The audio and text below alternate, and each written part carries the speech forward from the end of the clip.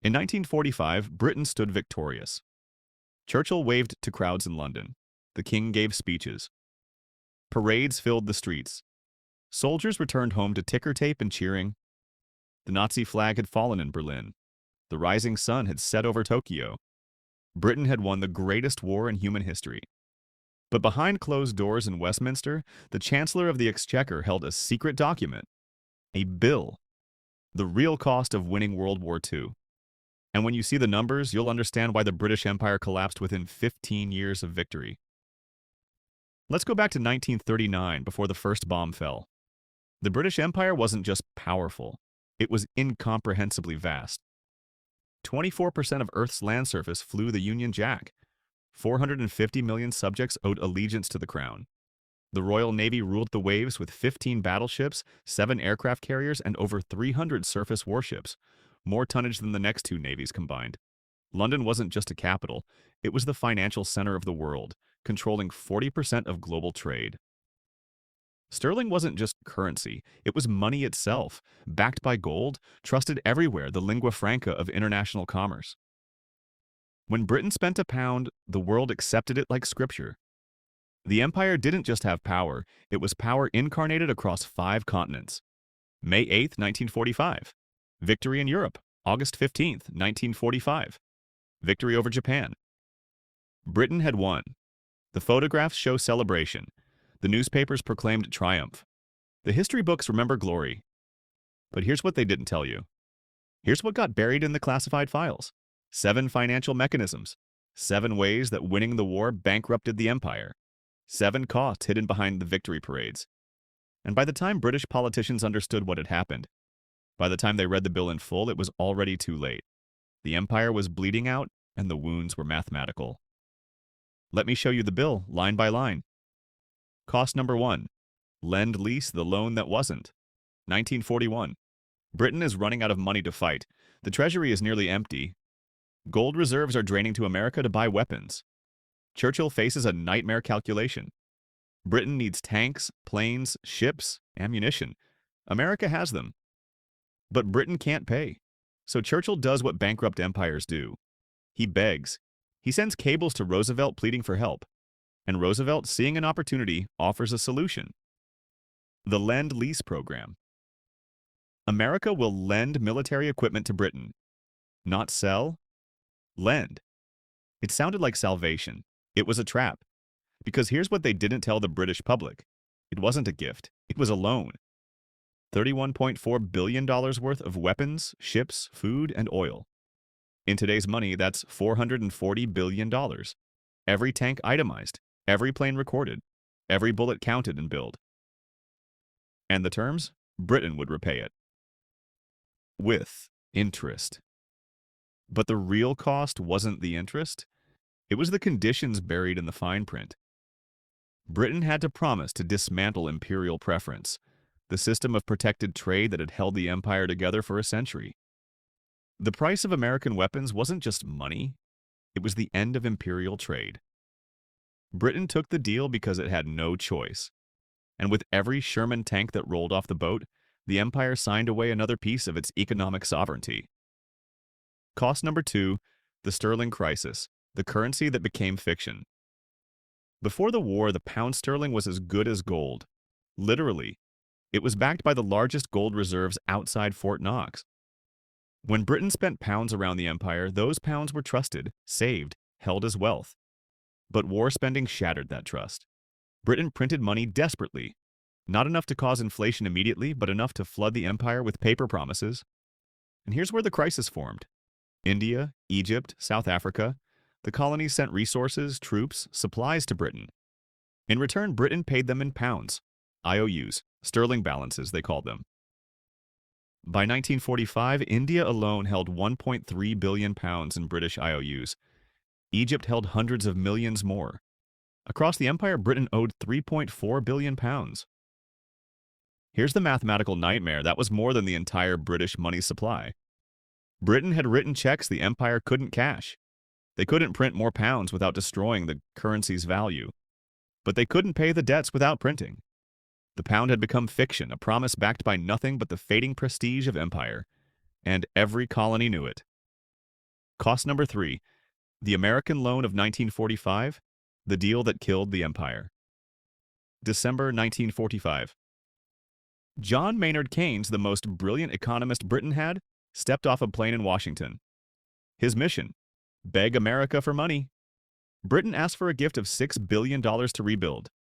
America offered a loan: $3.75 billion at 2% interest. But the terms gutted what remained of empire. Britain had to make sterling convertible to dollars, ending all currency controls. Britain had to abolish imperial preference immediately, throwing open colonial markets to American goods. Repayment would begin in 1951, 50 annual installments, no exceptions. Keynes returned to London devastated. In private letters, he called it financial Dunkirk. The parliamentary debate was bitter. Members of Parliament understood what this meant: accept and lose the empire slowly, refuse and lose it immediately through bankruptcy. They voted yes because there was no alternative. Britain had won the war, but America owned the peace. Every pound Britain spent would now be watched, audited, controlled by American financial power. Cost number 4, military exhaustion, the empire that couldn't police itself.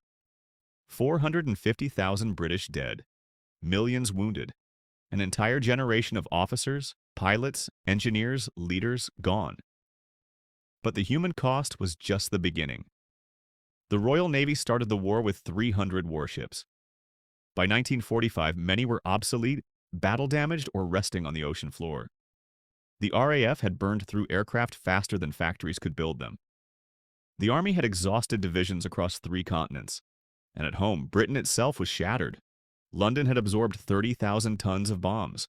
Coventry, Plymouth, Southampton, entire city centers were rubble. Factories that once produced cars and textiles had been converted to ammunition and tanks. Docks were cratered. Rail networks were damaged. Housing stock was devastated. Germany and Japan were destroyed, yes. But Britain was nearly as broken, and Britain had to police an empire. The war ended, but the occupation costs began immediately. British troops in Germany, British forces in Japan, commitments in Palestine, Malaya, Egypt, Greece. Britain was garrisoning the world with an exhausted military and an empty treasury. Cost number 5, the colonial reckoning, the bill the empire couldn't pay. During the war, Britain made promises. India, send us 2.5 million soldiers and we'll discuss independence. Egypt, let us use your territory and we'll renegotiate. Malaya, fight the Japanese and we'll remember. 1945 arrived and the colonies demanded payment. India pointed to the 1.3 billion pounds in sterling balances it would never see repaid and demanded independence immediately. Palestine erupted as Jewish and Arab populations both fought British control. Malaya descended into communist insurgency. Egypt wanted British troops out of the Suez Canal. Every nationalist movement that had paused during the war reignited simultaneously. Britain faced a choice: hold the empire by force or let it go. But force required money for troops, ships, aircraft, administrators. Britain was too bankrupt for force. The calculations were brutal. Holding India would cost more than India generated in revenue. Suppressing the Palestine insurgency was bleeding millions monthly. The empire that took 300 years to build would dissolve in 20 because Britain couldn't afford the armies to hold it. Cost number 6, the Bretton Woods trap, the conference that stole financial power. July 1944, while war still raged, representatives from 44 nations met in Bretton Woods, New Hampshire. Britain sent Keynes. America sent Harry Dexter White. They weren't there to coordinate. They were there to fight over the post-war financial order. Keynes proposed a neutral international currency called the Bankrupted, which would prevent any single nation from dominating. White proposed making the dollar the world's reserve currency, convertible to gold at $35 per ounce with all other currencies, convertible to dollars. America won because Britain was too weak to negotiate. The system locked in American financial dominance. Sterling was relegated to secondary status. The pound, which had ruled global finance for a century, became just another currency tied to the dollar. Britain was forced to maintain a fixed exchange rate it couldn't afford. Every time Britain defended the pound's value, gold reserves drained to New York. The mathematical trap was elegant. Defending sterling required dollars. Earning dollars required trade surplus. Trade surplus was impossible with the empire dissolving, and British industry bombed into rubble. The financial center of the world moved from London to New York in a single conference, and Britain had been too desperate to stop it. Cost number 7, the opportunity cost, the future. Britain couldn't build. This cost was invisible but fatal. While Britain fought, America's GDP doubled. American factories produced ships, planes, trucks, and still had capacity for refrigerators and cars. American workers saved money. American companies invested in technology. Britain, meanwhile, built nothing but weapons. No infrastructure investment, no housing, no modern factories. By 1945, the gap was catastrophic. The United States emerged as an industrial superpower. The Soviet Union was communist and devastated, but rebuilding with slave labor and stolen German technology. Germany was destroyed, but would receive $13 billion through the Marshall Plan. Japan was rubble, but would get American Reconstruction investment. Britain was victorious but exhausted, powerful but bankrupt. Britain couldn't offer Marshall Plan aid. Britain received it, $3.2 billion, the largest recipient, but still a net debtor. The technology gap opened wider every year.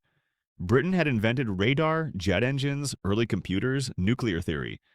But Britain couldn't capitalize on any of it. No money for development, no capacity for manufacturing. Britain won the war with 1939 weapons and would lose the peace with 1945 economics. 7 cost, 7 financial wounds. Separately, Britain might have survived each one, but together they were fatal. The empire had 15 years left. Let me show you how the bill came due. 1945 to 1947, immediate crisis. The winter of 1946 to 47 was the worst in a century. Britain faced fuel shortages worse than during the war. Rationing intensified. Bread was rationed for the first time. Dollar reserves evaporated from $4 billion to nearly nothing in 18 months. In February 1947, Britain announced withdrawal from Palestine, not because of military defeat, because the Treasury couldn't afford to keep troops there. August 1947, India and Pakistan received independence. The jewel in the crown, gone. Not conquered, abandoned. Britain couldn't afford the 50,000 troops needed to hold it. In July 1947, Britain attempted to make sterling convertible as the American loan required. Within 5 weeks, the policy collapsed as everyone holding pounds tried to convert them to dollars simultaneously. The pound was supposed to be strong as gold. It wasn't strong as paper. 1948 to 1951, the slow bleed. The Marshall Plan sent $3.2 billion to Britain, the largest amount to any country, but it wasn't enough. Rationing continued. Some items remained rationed into the 1950s. Military commitments kept bleeding money. British planes flew in the Berlin airlift. British troops deployed to Korea despite bankruptcy. The Malayan emergency cost millions fighting communist insurgents. Britain ran a permanent trade deficit, importing more than it exported every single year. The debt grew. Austerity crushed living standards at home. The National Health Service was established in 1948, but there was no money for both welfare and empire. Britain chose welfare. The empire was dying by economics. 1952 to 1956, the breaking point. In October 1952, Britain tested its first atomic bomb. It cost a fortune the country didn't have, but Britain was desperate to remain relevant. Then came Suez, 1956. Egypt nationalized the Suez Canal. Britain invaded with France and Israel. President Eisenhower was furious. America threatened to sell British bonds and collapse the pound unless Britain withdrew. Britain withdrew within days. Prime Minister Anthony Eden resigned in humiliation. The world watched Britain take orders from Washington. The Suez Crisis triggered another sterling crisis. Reserves drained. Britain needed an IMF loan to survive. An empire that once ruled Egypt couldn't defend a canal it built. 1957 to 1965, imperial liquidation. Prime Minister Harold Macmillan gave his Wind of Change speech in 1960, acknowledging the empire was finished. The African colonies gained independence in a cascade. Ghana in 57, Nigeria in 60, Kenya in 63, Tanzania, Uganda, Malawi, Zambia, dozens more by 65. Britain announced withdrawal from east of Suez, abandoning military bases across Asia. Troops came home. Bases closed. The calculation was simple. Holding the empire cost more than the empire generated. Britain chose economics over prestige. In 1945, Britain ruled 450 million subjects. By 1970, it controlled a few islands. The empire didn't fall to conquest. It fell to accounting. The final bill. Britain's total World War II cost ran to £28 billion in period money. The Lend-Lease debt was $31.4 billion. The American loan was $3.75 billion. Sterling balances owed to the empire totaled £3.4 billion. Lost. Trade, destroyed infrastructure, foregone investment, incalculable. Britain finally paid off the American loan in 2006, 61 years after victory. The cost of winning was an empire, a currency, a century of dominance. This is what total war costs. Not just ships and soldiers, not just cities and factories, everything. Britain faced a choice in 1940. Fight Hitler or fall to fascism? They fought, they won, and they lost everything anyway. The secret bill came due in installments over 15 years, but the price was written in 1939. From empire to island, from superpower to regional power, from sterling as the world's currency to junior partner in American-led alliances. Victory in 1945, bankruptcy by 1960. The price of winning the war was the empire itself. Tokens used, approximately $22,000. Remaining, approximately $178,000. Act 4. But here's what should keep you awake at night. The pattern didn't end in 1965. The consequences are still unfolding today, right now, in ways that shape the world you live in. Because when the British Empire collapsed, it didn't just rearrange the map. It rewrote the rules of global power, and those rules are cracking again. Look at Britain today. GDP ranks 6th in the world, behind India, the colony it once ruled. The Royal Navy that once commanded 300 warships now operates fewer than 70 ships total. 2 aircraft carriers, often with jets borrowed from American squadrons because Britain can't afford enough of its own. The pound sterling, once the currency that moved empires, now fluctuates based on American Federal Reserve decisions and European central bank policy. London remains a financial center, yes, but the real power sits in New York, in Washington, in Beijing. Britain hosts American military bases on its soil. Britain asks permission before conducting major operations. The nation that wrote the rules of empire for 3 centuries now follows rules written in languages it once considered barbaric. And here's the deeper pattern, the one that connects to today. Britain's collapse created the world we inhabit. American dominance after 1945 wasn't inevitable. It was purchased with British bankruptcy. The dollar became the global reserve currency because sterling failed.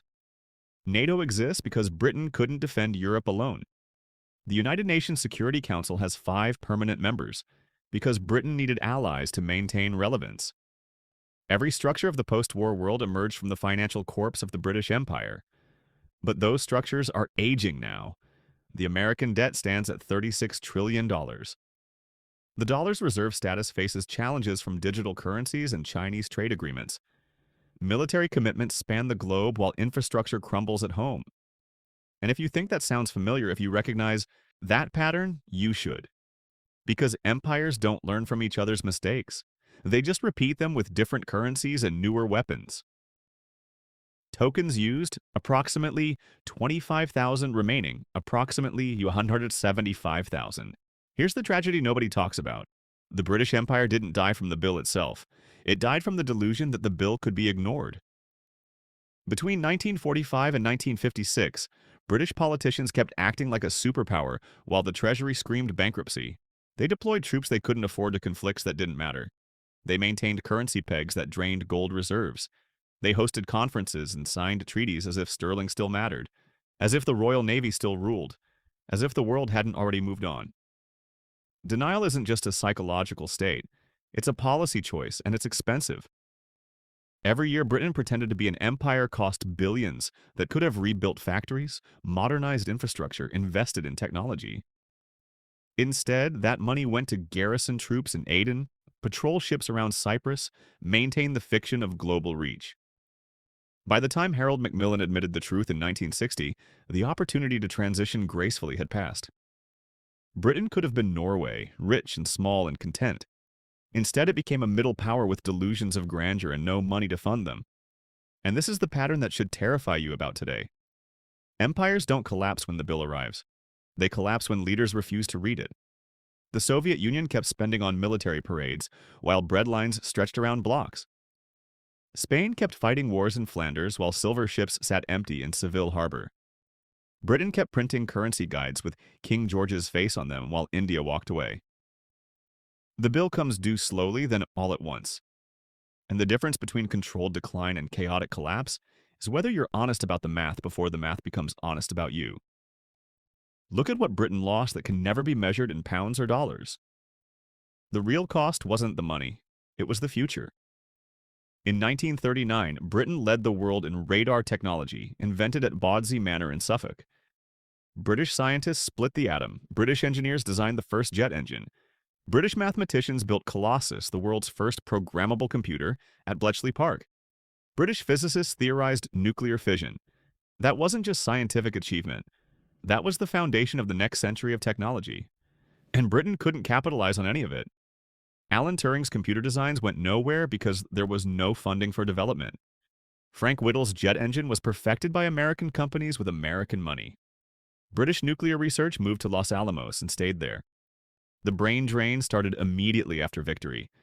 Scientists who should have built Britain's future took positions at MIT, at Berkeley, at American defense contractors offering salaries the British government couldn't match. By 1955, more British Nobel laureates worked in America than in Britain. The empire didn't just lose territory, it lost the minds that could have built something beyond empire. And here's the cost that echoes today.